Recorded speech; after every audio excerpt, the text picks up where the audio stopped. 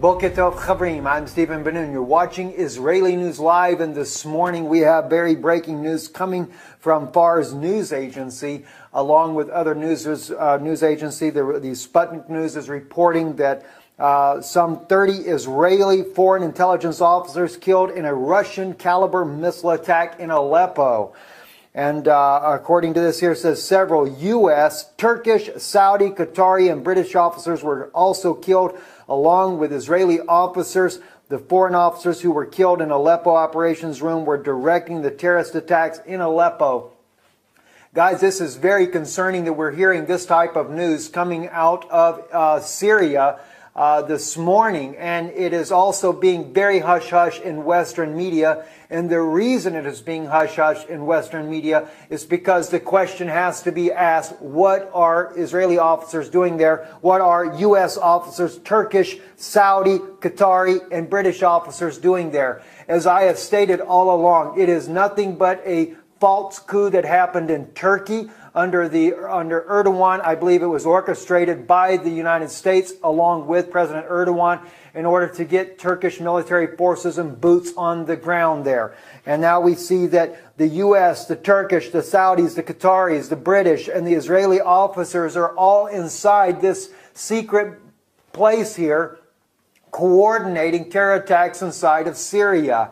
And although I love my countrymen, both U.S. and Israeli countrymen there, is still, what are we doing in Saudi Arabia? And I want to state this because I know there's going to be many that are going to be concerned about the fact that this news has happened. It's going to be a cry from the West to bring about war against Russia. But you have to understand, Russia is actually trying to stop this whole rebel force that's going on, and this whole so-called moderate rebels is trying to overthrow the country. But I am not the only voice from the United States that is sounding this alarm that we have no business to be in Syria. They have demonized President Bashar al-Assad as being some kind of madman, gassing and using incendiary devices, etc. on his people, only to find out that it's to the contrary. Even Eren Erdem, the former Turkish MP member of the parliament in Turkey, he was the first one to reveal that the 2013 gas attacks that happened in Syria were never conducted by Bashar al-Assad, but it was coordinated with the West, smuggling in chemical weapons from Europe into Turkey, through Turkey, and Turkey's court turned a blind eye. They replaced the judges, everything, slipped in the chemical weapons, did the attack so that they could blame it on Bashar al-Assad. And we're finding out similar things again with this situation that is happening even now with the incendiary devices, that it is not Russia that's doing it, but we're finding that even recently Saudi Arabia, also they've been given phosphorus munitions. They're using it against the people in Yemen, and as well those things are coming into the hands of the groups inside of Syria, being used against the civilians, only to build a momentous campaign, media campaign in the West to try to demonize the Syrian people. And one thing I might add to that, and this is what we're going to close out this news broadcast with, I want you to hear this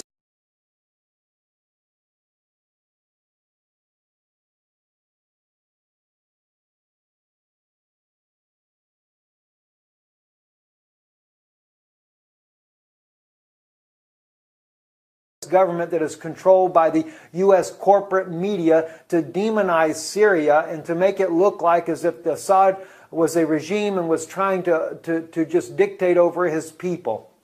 They met with both opposition and Syrian forces, and they come back with a report that clearly lets us know that this had nothing to do but with false propaganda. It has been a constant desire to bring down Bashar al-Assad.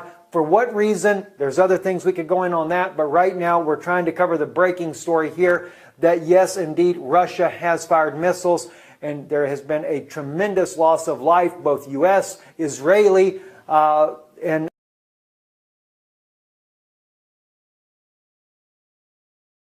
this country down, and Russia finally is standing up and is going to bring that down. Now, I know many of my friends would say, are we looking at Ezekiel 38 as far as from a prophetic standpoint? We may be. Some have said Russia would be, the Ezekiel 38 would be Gog.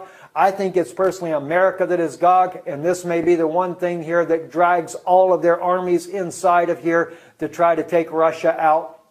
Then others might say this would be the hook in the jaws for Russia and bring them down, but Russia is one nation, and we see in the prophecy of Ezekiel that it is jaws and hooks, plural, so it is a multinational force that comes in, and we see a multinational force there. My condolences also go to those families, the U.S., the British, even the Turkish and Saudis. I mean, still, these are loved ones of people that have died in this, just as the loved ones of the Syrians that have died in this war as well. As we've seen, the sad cases of it's loss of life, friends, is a loss of life. It doesn't matter what nationality. I do have a heart for that, and my condolences to all the families that have died into this. But I think if the West would have stayed out of Syria, we wouldn't have the problem we're having today. I'm Stephen Ben-Nun with Israeli News Live. It was our consideration that we had to reach out to the U.S. peace movement and ask that they participate in a delegation to Syria to see for themselves what existed, to speak to both officials and non-officials, civil society, to try to determine for themselves, independently, the situation in Syria and the road to peace. That is our responsibility. Our responsibility is to reach out first to the U.S. peace movement and then to the American people.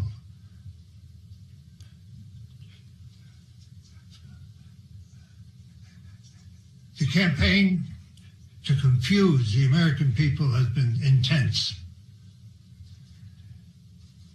And it is our purpose to try to bring some light, some understanding, which can perhaps lead to the American people demanding an end to the intervention and peace in Syria. What Alfred said is so true. We are fighting a mass of propaganda that has demonized the Syrian government, demonized its leaders, an effort that precedes every other intervention that the United States has made over the course of many, many decades in order to convince people that it's okay for quote-unquote humanitarian reasons to overthrow a government and to replace it with whatever. The United States prefers a government that is not independent, that is a willing participant in what the whatever U.S. policy is.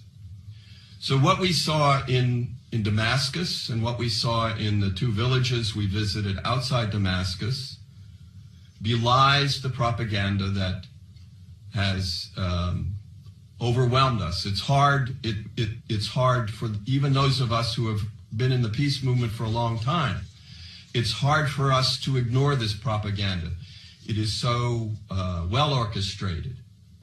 Work together, coming back in cooperation to try to bring the message and the truth back to the United States.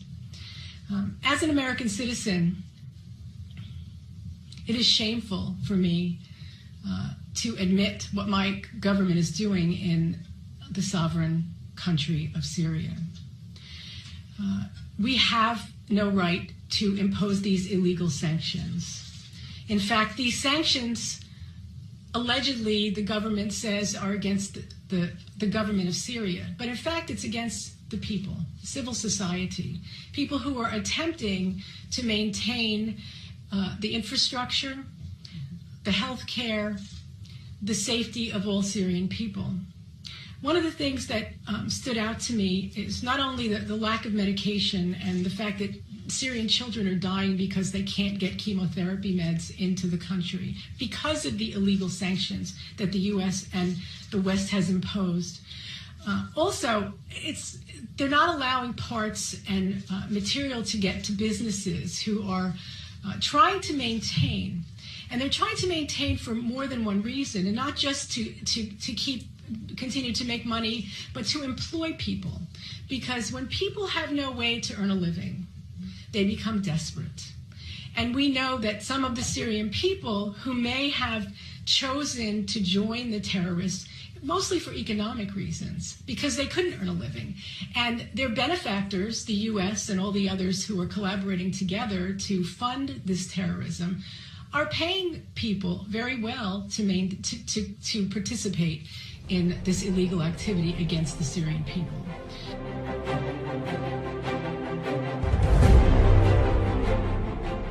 Who were killed in Aleppo operations room were directing the terrorist attacks in Aleppo. Guys, this is very concerning that we're hearing this type of news coming out of Syria this morning. And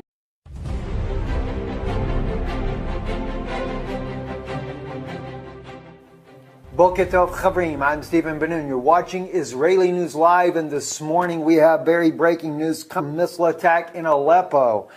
And according to this here, it says several U.S., Turkish, Saudi, Qatari, and British officers were also killed, along with Israeli officers. The foreign officers coming from Fars news agency, along with other news agency, the Sputnik News is reporting that some 30 Israeli foreign intelligence officers killed in a Russian caliber. It is also being very hush-hush in Western media. And the reason it is being hush-hush in Western media is because the question has to be asked, what are Israeli officers doing there? What are U.S. officers